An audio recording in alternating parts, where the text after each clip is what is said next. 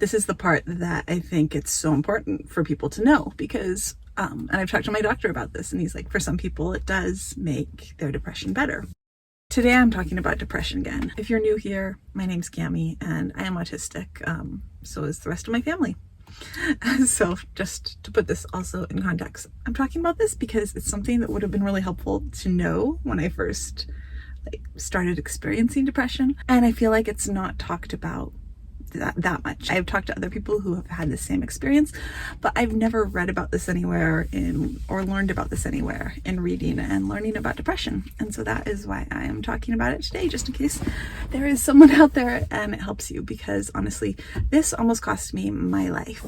And yeah, so that's what we're talking about today. Depression and hormones. When I became pregnant, my depression and anxiety went away. I was nervous about postpartum depression and about, what is it called? I don't remember what pregnancy depression is called right now. It was something that I was worried about because I knew that I'd been off antidepressants for years at that point. I stopped taking them when I was in South Africa with nortriptyline. Anytime I missed a dose, even for like half a day, I would go through super bad withdrawals. Finally, when I got it out of my system, I did not want to take it anymore just because I didn't like that if I forgot to take a pill, I was puking for the rest of the day with a migraine. I stopped taking them when I was 20 and I became pregnant when I was 26. During that time, I would say my depression was kind of up and down. When I was first diagnosed, I was diagnosed with dysthymia, which is like mild high functioning depression. Of course it is. OCD, and PTSD. When I had my psych exam, when I was diagnosed with autism and ADHD and anxiety and mild depression, because it was managed really well at that point, and I was on like the highest dose of sertraline. The doctor that did it said that she did not think I had OCD. She thought it was probably a misdiagnosis for the autism. So in between those years, for the most part, my depression wasn't that bad. It was there, but it was milder. And in a minute, I'll talk about things that make it worse, because there are definitely things that make it worse. When I became pregnant for the first time, pretty shortly, and my depression just went away. And then I had her, and I was worried about postpartum depression, as I mentioned, but it stayed gone. I felt amazing. I felt great. For over 10 years, I was either pregnant or nursing. For actually like 11 and a half years, I was either pregnant or nursing nonstop without a break. During that time, I was not depressed. My moods were a lot more stable. I thought that it was over. I didn't think that depression was something that usually just went away, but it had gone away, and I thought that it was gone forever. And then I weaned Tessie when she was 16 months old. It came back. It wasn't like it was all at once. I think as my hormones shifted back, it was about 6 months to a year. It just got progressively worse and worse and worse, which really seemed wildly unfair. It took me another year to actually call the doctor and go in and say, hey, I need antidepressants. This is bad.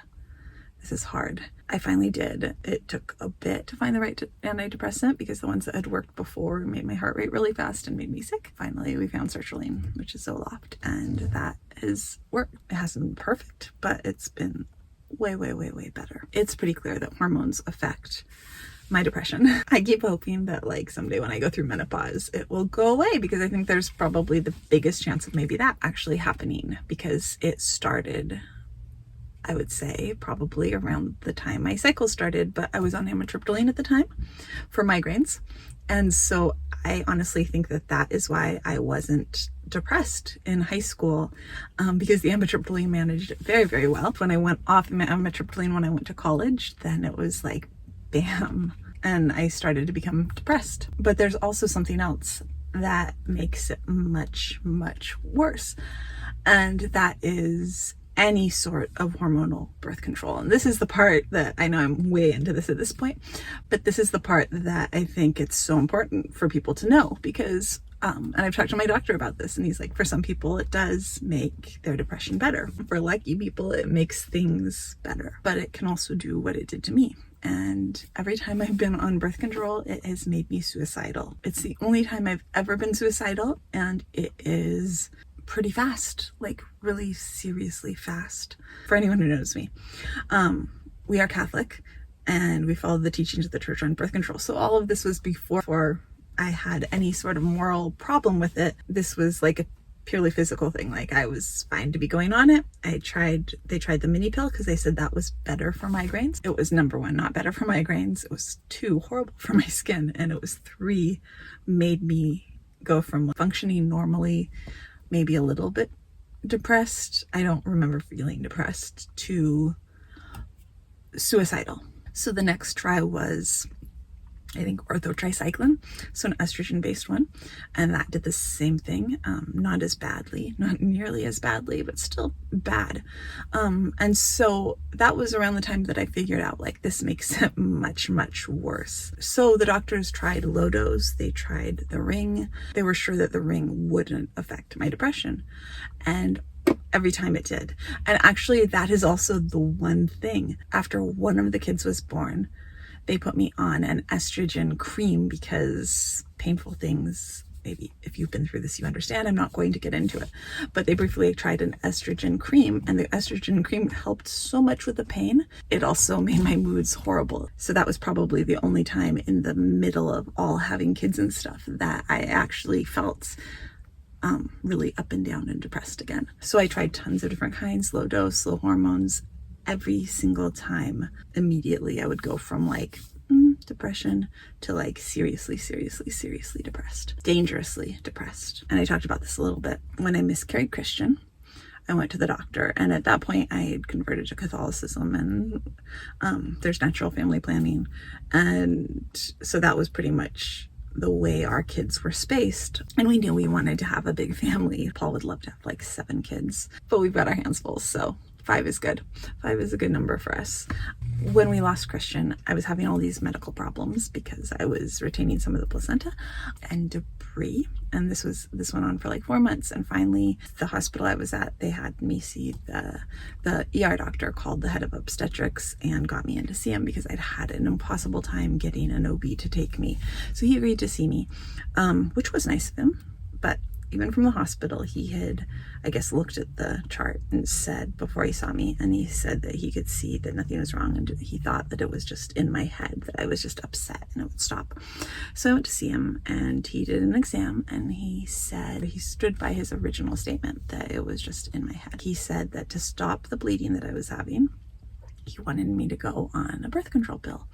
And I should have gone straight for, it makes me seriously depressed, migraines, it makes my migraines worse, it makes me suicidal. But I started with birth controls against our religious beliefs, and he's like, well, you need to take this pill, you need to go on the pill. And I was like, and also every time I've taken the pill, I've become clinically depressed, I've become suicidal. And he just blew that off and was like, no, you need to go on this. And so I did, and it didn't make me better, and it did make me depressed. I only took it, I think I took it a couple times. I think I took a couple times trying to stop the bleeding. Finally, I got in to see a different OB, and she said that at the dose that I had been given, there was no way it ever would have worked, and it wouldn't have worked anyway because the reason for the bleeding was the retained placenta that he'd been wrong about. But I mean, the man literally laughed at me when I said that it was against my religious beliefs, and then completely disregarded what I was telling him, which is, this has made me very sick in the past. Like, completely aside from religion, I can't take this. It makes me suicidal. It makes me feel horrible. And he just, I don't know, didn't believe me. Thought that I was just coming up with reasons because of the religion thing. I don't know. I guess that's part of why I'm talking about this. If I'd known in the beginning that sometimes this happens to people, and I have seen it come up in autistic women's groups before, and it's not like it's an overwhelming thing, but it's definitely not uncommon. There will always be quite a few women who've had the same experience that I've had.